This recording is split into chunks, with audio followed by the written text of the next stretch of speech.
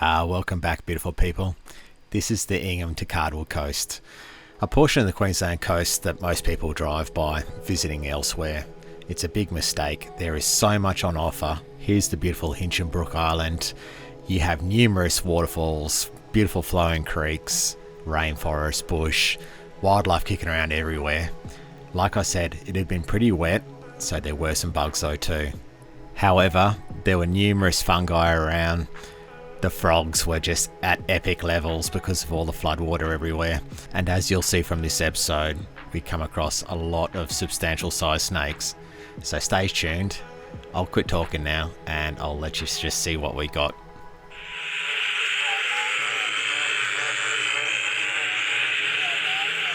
Yeah.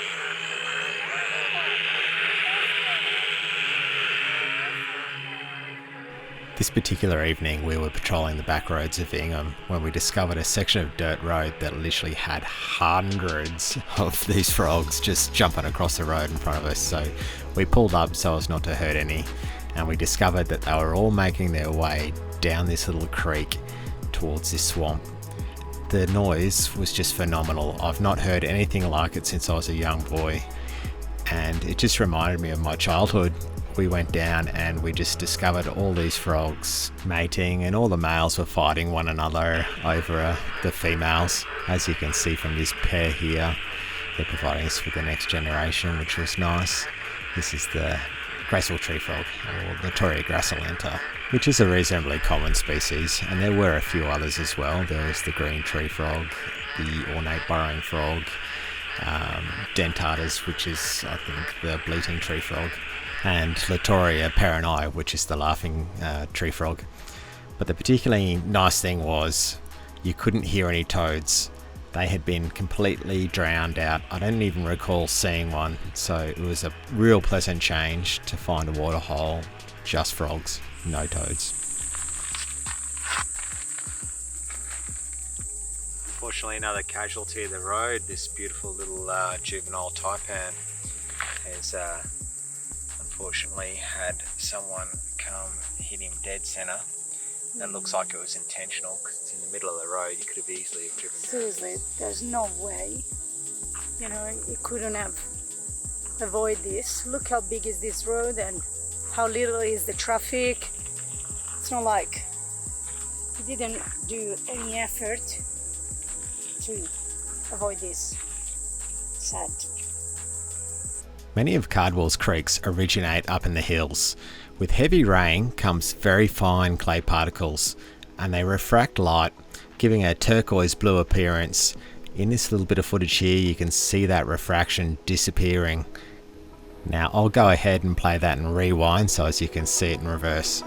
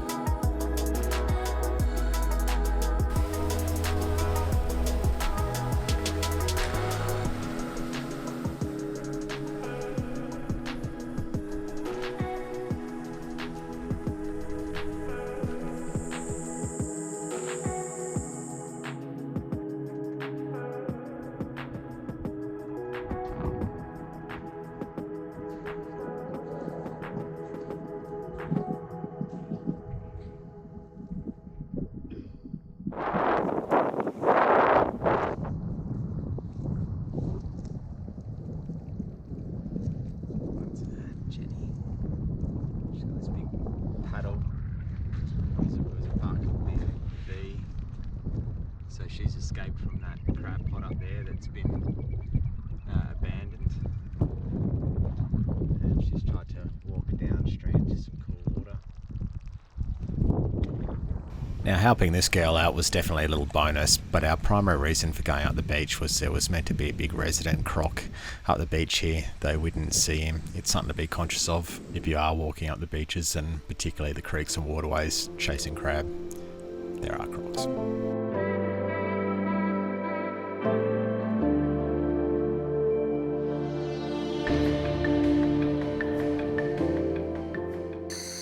nature nutters, we're making our way up into the wet tropics.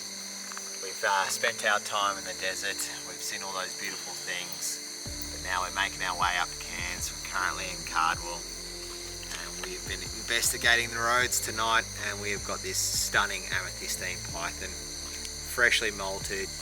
You can really see that rainbow sheen down her body. The colour from my angle, because the light's refracting at me, is just spectacular. She's literally just a rainbow in front of me here. She's tamed down. She was a bit feisty there for a while. She's quietened down, and we are just really going to take advantage of this and soak up this beautiful snake.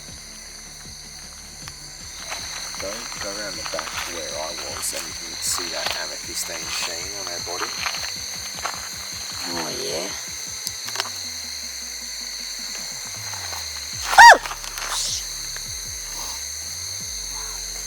Can you get a photo of it? No, because, well, actually, if we don't use a flash, No? we should be able to.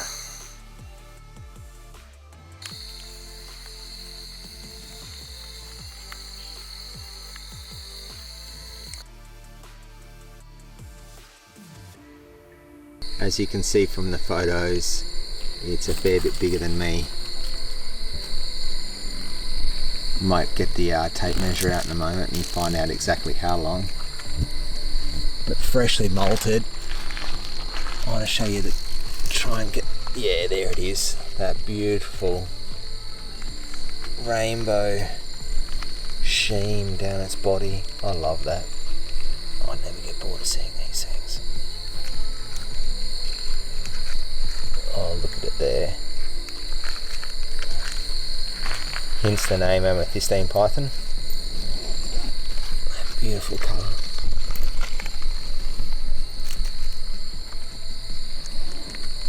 Oh, look at it there.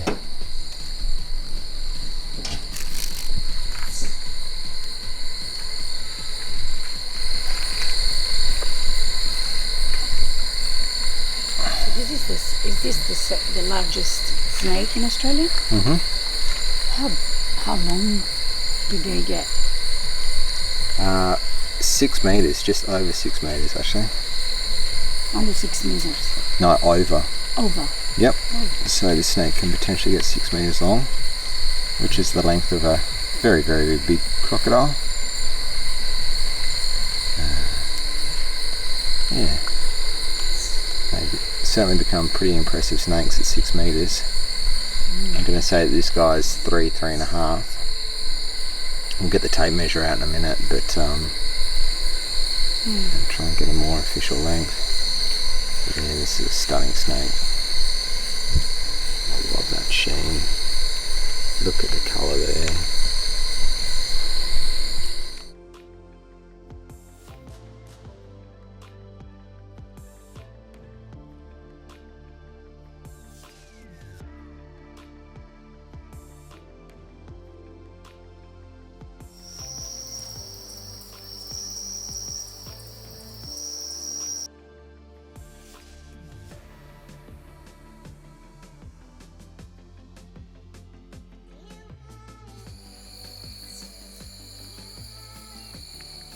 Well, nature nutters, we've come for another evening's walk looking for mahogany glider, and it's another beautiful amethystine python in the grass. This guy's just on this little bit of grass between this revegetation project. There'll be lots of traffic from wallabies cruising through here, and he's just laid in ambush. Beautiful. Probably about 2 meters long, I reckon.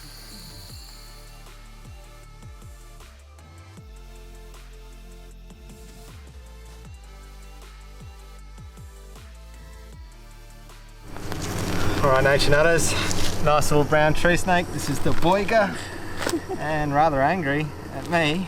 Look at this. Woo. Yeah. He's got to go to Mariella now. Yeah.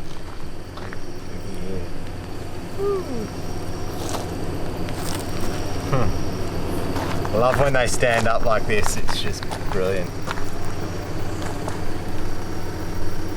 Displaying all that length, all that strength, I should say.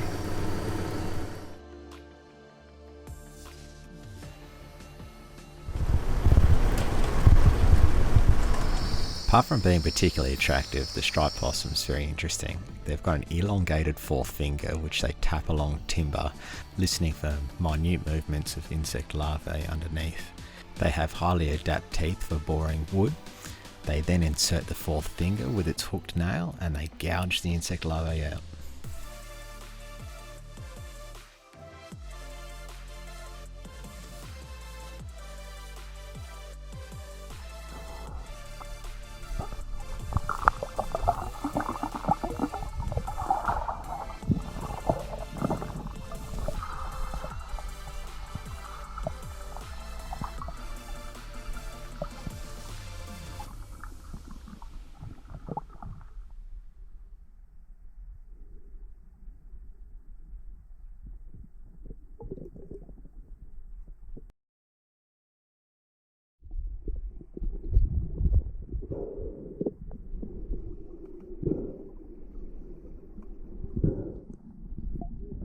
The morning light was just at the right angle to see this beautiful empire gudgeon in his full splendour. He was very eagerly defending his harem of females from his neighbours. He got into a number of battles whilst I watched him.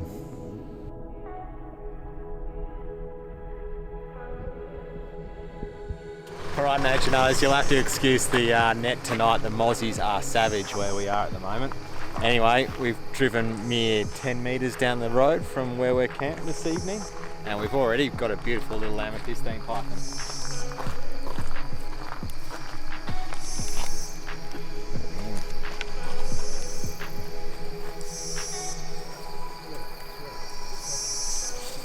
Don't want to get covered in guano right from word dot.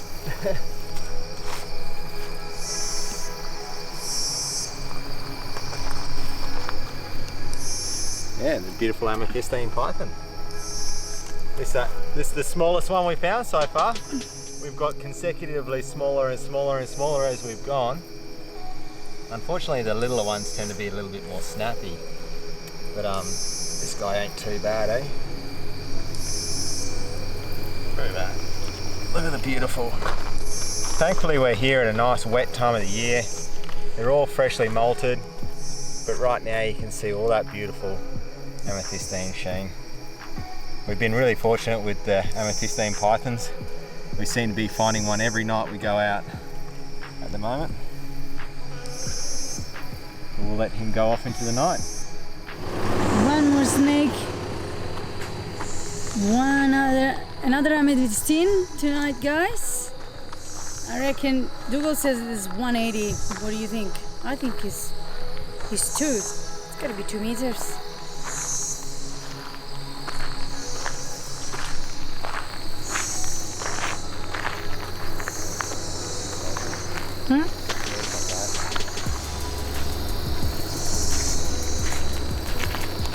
It's 2 meters. Alright, Nation, as we were arguing from a distance, it just looked a bit smaller, but it's a good size. It's a good 2 meters, if not more. He's closer to 2.7 meters, and that's, I'm going to say 2.8 because obviously there's a few kinks if I were to try and straighten them out. And I'm going to say that I was... Yeah, you were far I nailed closer. it. Yeah. Excuse me. I've got the amethystine eyes. But wow, they are prolific up this way. They're all very healthy looking. Look at this blue. Yeah, Rainbow colour. Oh, he's just waiting for some bandicoot just running past him. That's right. This is what happens, unfortunately, all too often. They come across the road, and the road's got a bit of retained heat from the day. And they park up here, and that's when they get run over by idiots on the road driving too fast at night. Well, it's very easy not to see them too, eh? It's not like... Well, it's pretty hard to miss a 3-metre snake like this. Yeah, but they're quite... Put it like this, if this were... Blend in with the, with the environment, definitely. But if I were driving down this road, even at speed, I'd think this were a big branch, and I'd still want to avoid it because it's going to kick up and do your vehicle damage. So we'll see him off the road, tickle him gently into the... Why do you do that to me? Bye, man. He's really trying to Bye-bye. Now this here is probably one of the best examples I've ever seen on a log that would have been 30 metres long, a metre in diameter, rotting in the forest floor. This fungus had completely encased the underside of it, and as it started to rain, it stimulated it to release its spores, and it just became like wood smoke.